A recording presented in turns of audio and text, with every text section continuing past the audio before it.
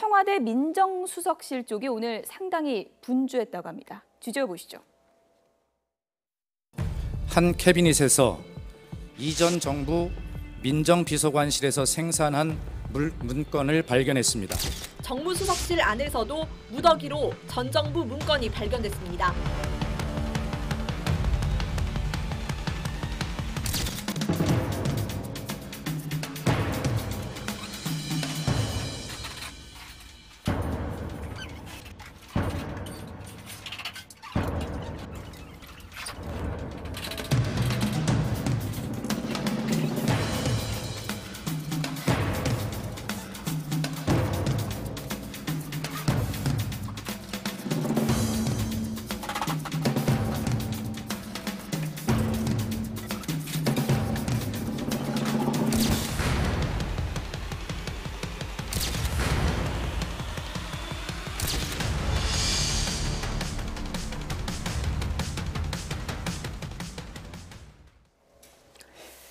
네, 이종훈 평론가님, 이른바 우병우표 검색대가 철거됐다 이렇게 얘기를 하더라고요. 어떻게 봐야 될까요? 네, 그러니까 지금 청와대에서 지금 하고자 하는 얘기는 그러니까 오늘 이걸 굳이 언론에 또 공개를 하지 않았습니까?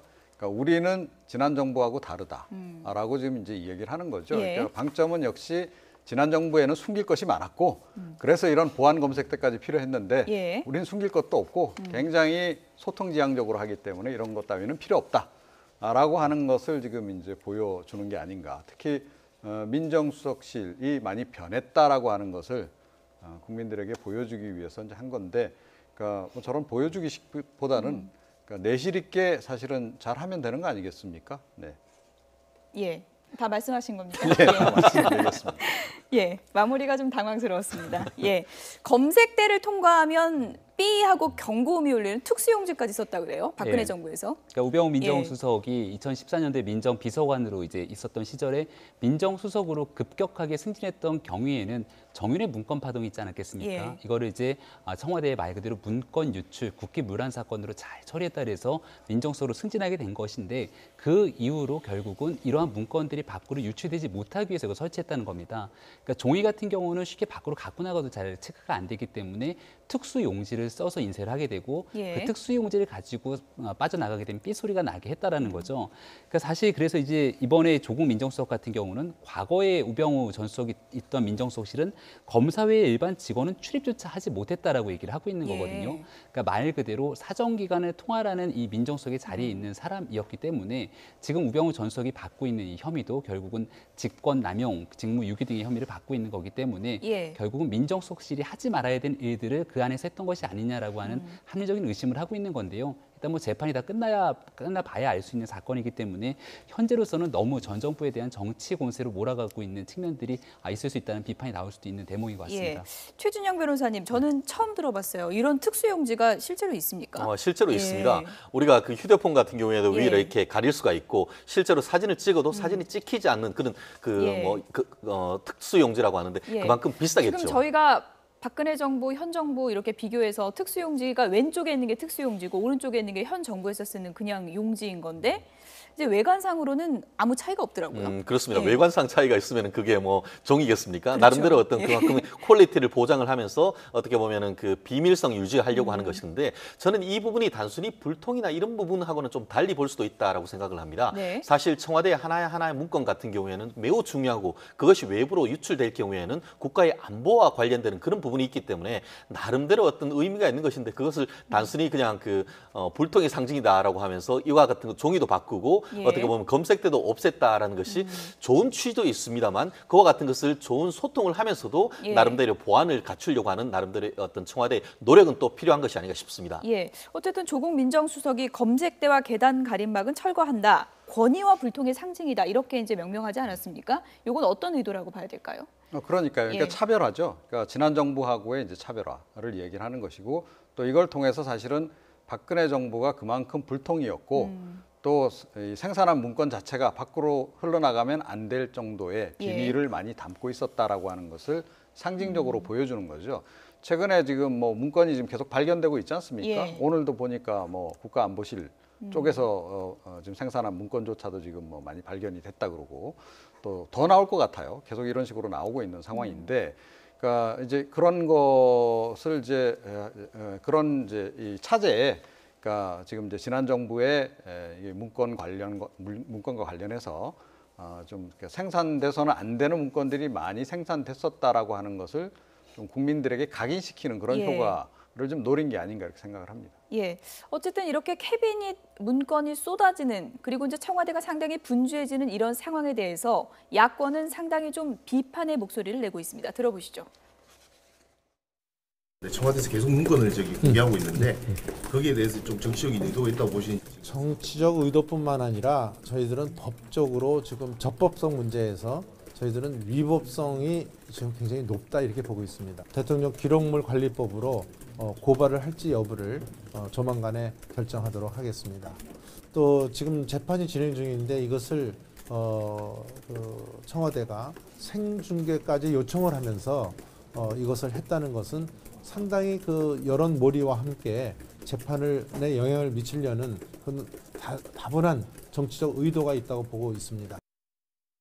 전 정부의 캐비닛 문서를 발표하는 태도 의아하고 한심합니다. 청와대에서 발견된 모든 문건이 마치 범죄 조직의 문건인 것처럼 연일 발표하면서 호들갑을 떨고 있습니다. 방송사에게 생중계를 하도록 유도한 것도 지나친 처사입니다. 지금 문재인 정부가 집권한 지가 벌써 2달이 훨씬 넘었습니다. 청와대에 입주한 지가 2달 10일이 됐습니다. 그러면 일반적으로 이사하면 다 청소하고 그리고 캐비넷 속에 뭐가 들어있는지 다 찾아볼 거 아닙니까? 이제 2달이 넘어서 이런 것들이 발견됐다고 발표하는 것들도 참 이해가 되지 않습니다. 물론 박근혜 정권은 국민이 용납할 수 없는 잘못을 저질러서 탄핵까지 당했습니다. 그렇지만 청와대의 모든 문서가 범죄 집단의 문서는 아닙니다. 네, 김병민 교수님. 네. 이삿짐 풀릴 때 다 보게 될 텐데 왜 2달 뒤에나 이것을 발견했냐, 이렇게 이제 이용호 의원이 비판을 하는데 어떻게 보십니까? 5월 9일에 대통령 선거 당선이 되고 5월 10일에 바로 청와대에 입성하지 않습니까? 그리고 실제 이번에 있었던 민정수석실에 있는 문건을 발견했다고 청와대가 주장하는 게 7월 3일입니다. 그러니까 정확히 한 2달 정도의 시간이 비는 거죠. 어느 정도 청와대에 들어가고 나서 조직 개편을 하게 되고, 그 당시 아마 기억나는 장면이 문재인 대통령께서 과거 예전 민정수석 시절에 쓰던 그 테이블을 가져다가 저 창고에서 끄집어왔던 장면들이 기억이 나는데요. 그 정도로 과거 정부에 있었던 내용들에 대해서는 한번 대청소를 하고 나서 새 정부가 들어설 공간들을 마련하게 되는 게 상식적인 부분이라고 볼 수 있는데, 왜 2달이나 지난 이 시간에 들어서야 이런 내용들이 문건을 캐비넷에서 발견하게 되고 그 내용들을 가지고 또 특검과 검찰이 제출하게 되는가에 대한 문제 제기를 이제 야당이 한다라고 볼 수밖에 없는 거고요. 실제 이제 그 최순실 국정농단 사건에 대한 가장 핵심적인 재판, 말 그대로 이재용 부회장에 대한 뇌물죄 재판이 사실 8월 초가 되면은 이 결심 공판이 이루어지게 되는 상황이라 시간이 얼마 남지 않았습니다. 근데 이재용 부회장에 대한 이 뇌물죄 재판에 굉장히 중요한 영향을 미칠 만한 문건일 수도 있는 거고, 또 지금 나오게 되는 정무수석실의 문건 같은 경우는 블랙리스트 재판에 굉장히 중요한 영향을 미칠 수 있는 건데, 이미 김기춘 전 실장이나 조윤선 수석에 대해서는 결심 공판을 통해서 구형은 이루어졌지만 7년 6년에 대한 구형이 이루어졌고, 여기에 대한 선고가 7월 27일, 이제 얼마 남지 않은 상황인데 선고가 나기 전에 정무수석실에 있는 내용들 문건까지 사실은 다시 또 검찰이 제출된다고 하면은 이거는 아무래도 재판부, 사법부의 재판에 영향을 미칠 수 있는 행위이기 때문에 청와대 입장에서는 좀 정치적인 오해를 살 소지가 있어서 좀 조심스러워야 되는 대목이 아닌가 싶습니다. 재판 개입 아니냐, 이런 또 비판도 있지만 어쨌든 실체적 진실을 밝힐 수 있는 모든 것을 동원하는 것은 옳은 일 아니냐, 이런 또 반대 시각도 있습니다. 한마디로 그 정의 구현이냐 아니면 적법 절차냐, 우리가 형사재판의 큰 이념으로 봤을 때 실체 진실 발견이란 것 하나와 또 적법 절차 보장, 피고인의 인격 보호, 이와 같은 큰 두 개의 이념이 강조되는데, 지금 지금 그 청와대 같은 경우에는 실체 진실을 발견하는데 더 포커스를 두자라는 입장이고, 야당 같은 경우에는 실체 진실을 발견하는 것도 적법 절차를 통해서 발견해야 된다라는 취지인 것 같은데요. 법조인들 중에서도 견해가 갈리고 있습니다만 적어도 이와 같이 해서 어떤 대통령 그 청와대에서 생중계하듯이 전 정권의 어떤 수사 기록 같은 것들을 공개한다는 것이 이 대통령 기록물법에 맞는지에 대해서는 상당히 비판적인 여론이 있고, 그렇다 보니까 첫 번째 공개를 했을 때는 그렇게 해서 어떤 그 박수현 대변인이 보도를 했지만 나중에 두 번째 할 때는 사실 목록에서 몇 개만 얘기를 하고 내용조차도 공개를 하지 않습니까? 그만큼 지금 청와대도 처음에는 어떻게 보면은 나름대로 어떤 그 사명감 내지는 아니면은 좀 의욕이 앞섰다라고 보지만 뒤로 갈수록 아 이게 이렇게 했다가는 잘못하면 문제가 있겠다라는 것을 스스로 좀 인식한 것이 아닌가 싶습니다. 일단 뭐 수천 건이고요. 이건 이제 정리해보고 주말쯤에 발표를 하겠다는 건데 어려운 질문이겠지만 이게 좀 상당히 좀 파급력이 큰 그런 내용이 있을까요? 어떻게 예상하십니까? 사실은 내용을 봐야죠. 그러니까 지금 아직 뭐 내용을 우리 자세히 모르지 않습니까? 부분적으로 뭐 메모 내용 공개한 거, 그 다음에 이제 청와대에 설명한 정도, 뭐 그런 정도로 알고 있지. 우리가 지금 문건 개개 문건에 어떤 내용들이 지금 담겨 있는지는 지금 이제 정확하게 알지 못합니다. 그런데 이런 속에서 자꾸 청와대가 너무 앞선 얘기를 자꾸 하는 것도 저는 이거는 굉장히 부적절하다라고 생각하는 것이, 뭐 예를 들어 어제 이제 새롭게 발견된 문건 관련해서는 뭐 지난번 건보다 뭐 더 센 내용이 들어있다라든가 뭐 이런 식의 내용, 또는 뭐 그러니까 적법하지 아니한 지시가 포함되어 있다라든가, 그러니까 이런 가치 판단을 자꾸 해버리는 것은 굉장히 위험하다라고 저는 생각을 해요. 그러니까 이거 자칫 잘못하면 나중에 사실은 똑같은 일을 반복적으로 본인들이 당할 수도 있습니다. 그래서 더욱더 이제 주의를 해야 될 부분이 있고요. 그러니까 통상적으로 이런 일이 벌어졌다라고 한다면, 그러니까 저라면 이렇게 처리했을까? 아마 저뿐만 아니고 뭐 통상적인 그 업무를 이제 추진하는 그런 총무부서의 직원이라면 이렇게 처리하지 않겠습니까? 지난 정부의 문건이 나왔으면 일단 다 모아 보겠죠. 다 뒤져서 다 찾아서 그다음에 리스트를 쫙 만들고, 그다음에 그걸 어떻게 처리할 것인지 내부 논의를 거치고, 그래서 이제 이게 뭐 비밀 분리할 건 분리하고, 뭐 국가기록원으로 넘길 거는 이제 대통령 기록관으로 넘길 건 넘기고, 또는 뭐 그 판단하기 어렵다면 대통령 기록관으로 넘겨서 그 판단을 하도록 하고, 이렇게 해야 되는데 이번 같은 경우에는 이런 절차적인 정당성을 좀 생략하고 지금 자꾸 가는 측면이 없잖아 있다. 그런데 민주주의의 핵심은 절차적 정당성 아닙니까? 그 점을 좀 유념을 해야 된다 이렇게 생각합니다. 국민의당에서는 뭐 캐비닛이 마법의 상자냐 뭐 이렇게도 이제 얘기를 하긴 했는데, 홍준표 자유한국당 대표는 이번 캐비닛 문건 사태에 대해서 이렇게 얘기를 했습니다. 일종의 5년마다 반복되는 정치 보복 쇼다. 이게 이제 본격적으로 시작된다라고 이제 얘기를 했고요. 이재명 시장이 바로 받아쳤습니다. 도둑 잡는 게 도둑에겐 보복으로 보이나 보다. 이렇게 이제 얘기를 했는데요. 그러니까 대통령 기록물 관리법이 생겨나게 된 게 5년마다 정권이 바뀔 때마다 사실 다음 정부가 들어서게 되면 기존 정부가 생산한 모든 문건들은 다 파기하고 나갈 수밖에 없는 것 아니겠습니까? 그렇기 때문에 대통령 기록물로 지정해서 보관하고, 사실 차기 정부에 대해서 정치적인 보복 행위로 이제 이어지지 않게 하기 위해서 차기에 차단하는 절차를 거친다라고 볼 수 있는 건데요. 예를 들어서 청와대가 국정농단 사건의 실체적인 진실을 파헤치기 위해서 일부 문건들을 검찰과 특검에 제출했다고 보는 겁니다. 근데 여기서 반면에 이 그 국정농단 사건의 재판이라는 거는 이재용 부회장이 재판에서 섰을 때는 이재용 부회장의 뇌물죄를 입증하게 되는 검찰과 특검에는 도움이 되는 자료일 수 있겠으나, 그 내용을 구성물을 보게 되면은 이재용 부회장과 박근혜 전 대통령에게 유리하게 판단될 수 있는 자료가 있었을지 아닐지 여부는 아무도 판단하지 못하는 것 아니겠습니까? 그걸 청와대가 자의적으로 일부를 판단해서 검찰과 특검에 제출했다는 거에 대한 공정성의 여부에 이제 신뢰가 깨질 수 있기 때문에, 오히려 대통령 기록물을 관리하는 전문위원회, 그러니까 객관적으로 이 내용들을 다 맡기고 그 안에서의 뭔가 실제 법과 절차에 따라서 처리하는 것들이 맞지 않겠냐는 의견이 나오기 때문에 앞으로 이런 내용들에 대한 논란은 계속 끊이지 않을 것으로 보이긴 합니다. 제가 짧게 말씀드릴게요. 도둑 잡는 게 도둑에게는 보복이라고 했는데, 도둑도 경찰이 이 적법 절차에 의하지 않고 잡았다가는 풀어줘야 됩니다.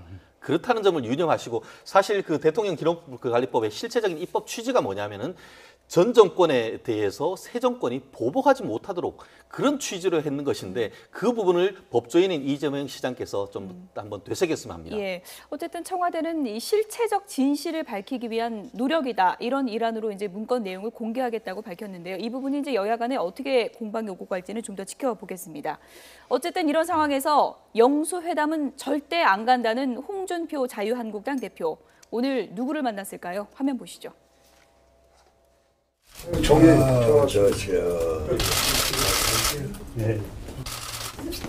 여기까지는 조금 그렇다. 거기 앉아. 지금까지는 그래. 거기 앉아. 여기. 아 여기 앉아. JP께서 요즘 어때요? 우리 대표께서 좀 어렵습니다. 연말이 되면 괜찮아질 것 같습니다. 답하셨고요. 삼김 때 말씀 세 분이 정치할 때는 낭만이 있었는데 요즘은 좀 정치권이 좀 삭막한 것 같습니다. 삼김들보다 좀 내공도 좀 약한 것 같고 그래서 잘 풀리지 않고 좀 어렵다.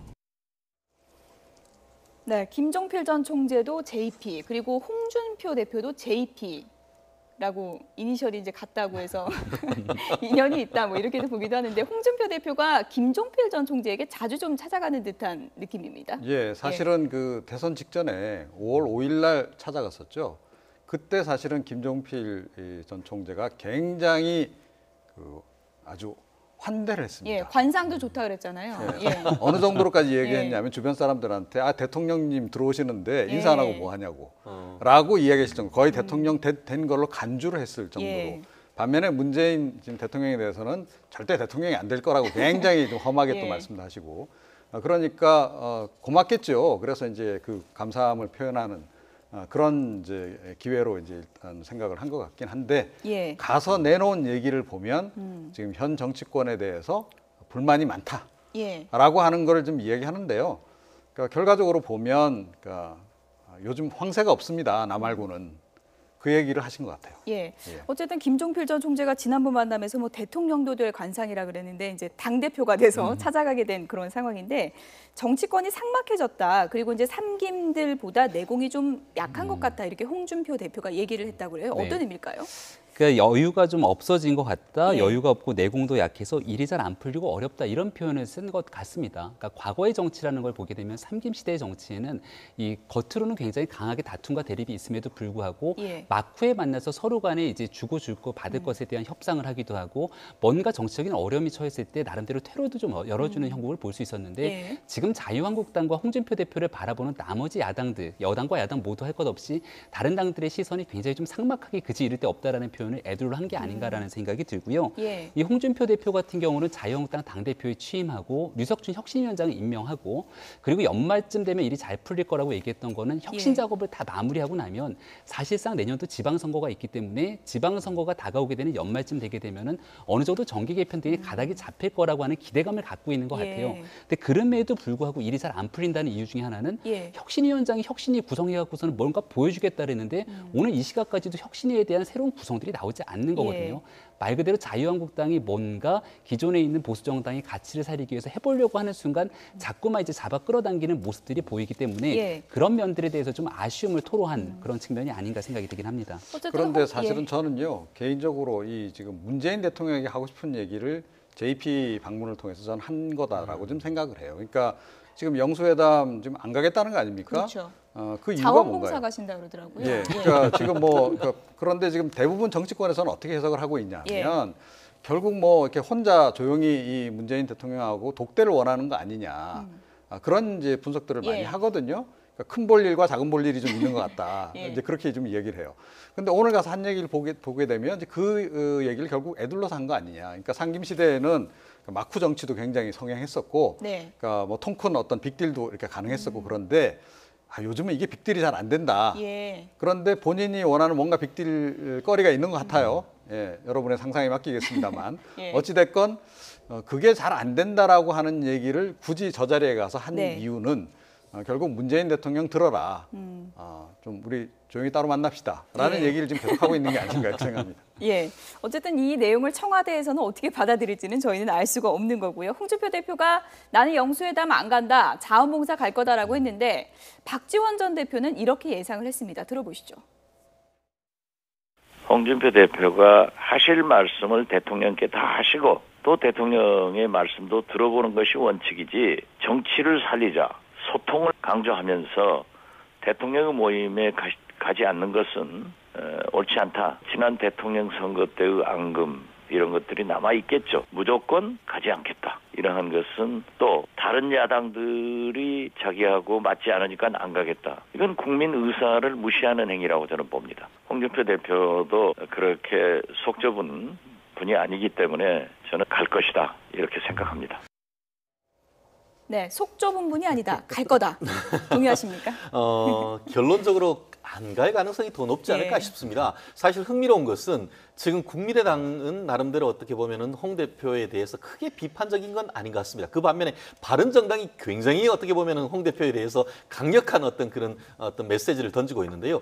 지금 그 박지원 그 전 대표 같은 경우에도 보면은 뭐 사실은 어떻게든 애둘러서 해서 그 모임에 같이 가자라는 그런 모습을 보이는 것 같은데 지금 현재 어떤 그 가지 않는다고 했다가 말을 바꾸게 되면 홍준표 대표로서 사실은 좀 이른바 뻘쭘하게 되는 그런 역할이 있는 것 같습니다. 그렇다 보니까 명분도 없고 실리도 없는 상태에서 가긴 어렵고 다만 막후 내일까지라도 해서 청와대에서 뭔가 실리와 같은 어떤 교환할 거리가 뭔가 있다라고 한다고 하면은 사실 마지막까지도 바꿀 가능성은 사실 약간은 있긴 있는데 그것이 뭘지에 대해서는 아마 오늘 밤까지도 청와대에서 고민하지 않을까 싶습니다. 사실 그렇잖아요. 안 간다 했다가 가면 더 좀 이상해지는 거 아닌가요? 안 갈 것 같아요. 안 갈 것 같은 이유 중에 하나는 이 홍준표 대표 같은 경우는 자유한국당의 홍준표, 그러니까 자유한국당이 문재인 정부와 완전한 대립각을 세우는 제1야당의 모습들을 좀 강하게 보여주고 싶은 취지가 강한 것 같고요. 실제 고리원전에 대한 5억 6호기를 중단하는 문제도 그렇고 최근 최저임금에 대한 급격한 문제, 뭐 대북 문제 등등에 있어서 문재인 정부가 추진하고 있는 강한 개혁적인 정책들이 있는데 여기에 강하게 반대하는 입장을 보여주면서 사실상 보수 야당으로서 입지를 굳건하게 다지려고 하는 정치적 전략이 숨어 있는 게 아닌가 생각이 됩니다. 박지원 전 대표가 이제 정치 구단으로 불리는데 정말 홍준표 대표가 용수회담에 갈지 안 갈지 좀 지켜보도록 하겠습니다. 다음 얘기로 넘어가 보겠습니다. 청와대에 지각실장이 있다고 합니다. 주제 보시죠.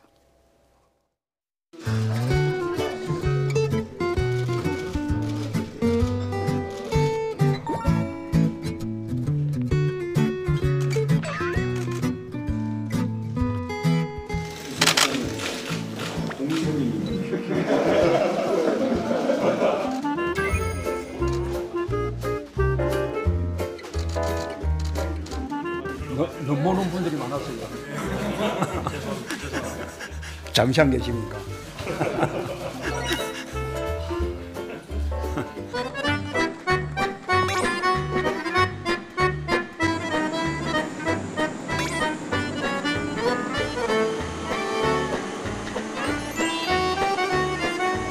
자, 다 오셨습니까? 자, 시작할까요?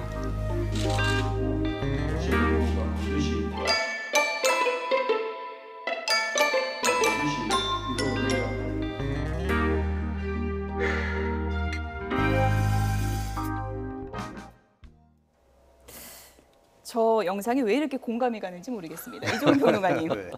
월요일 회의에 청와대 비서실장이 늦은 거 어떻게 보십니까? 뭐 늦진 않았죠.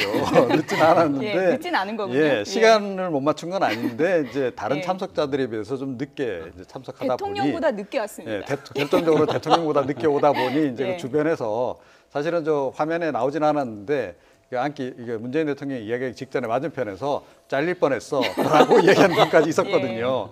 아마 노리는 분이 바로 그분이 아닌가 싶긴 한데 장하성 정책실장 그 자리에서 그 말이 나온 것 같기도 하고 제가 듣기로는 그렇습니다. 어찌됐건 그런데 저는 저 회의를요 월요일 날 오후에 하는 게 잘못이라고 생각해요. 문재인 대통령이 잘못하시는 거라고 좀 봐요. 그러니까 왜요?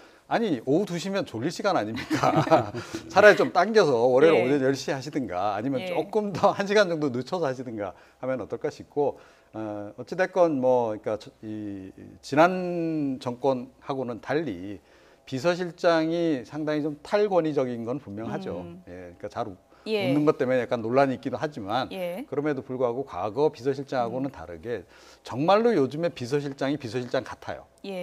그래서 뭐 저런 모습 저는 뭐 그렇게 나쁘지 않다 이렇게 생각합니다. 어느 흔한 직장의 풍경 같다 이런 이제 반응이 많았는데 임종석 비서실장 어느 순간에는 하회탈 웃음을 보여주는데 그게 또 이제 어떤 부분에서는 상당히 좀 긍정적으로 다가오는 부분도 있는 것 같아요. 격이 없는 소통의 상징이라고도 볼 수 있는 것 같고요. 얼마 전에 추미애 당대표랑 갈등과 마찰이 좀 있는 거 아니냐라고 얘기가 나왔을 때도 빨간 장미꽃 한 송이 갖고 와서 하회탈 같은 웃음 보여주니까 다 풀리지 않았습니까?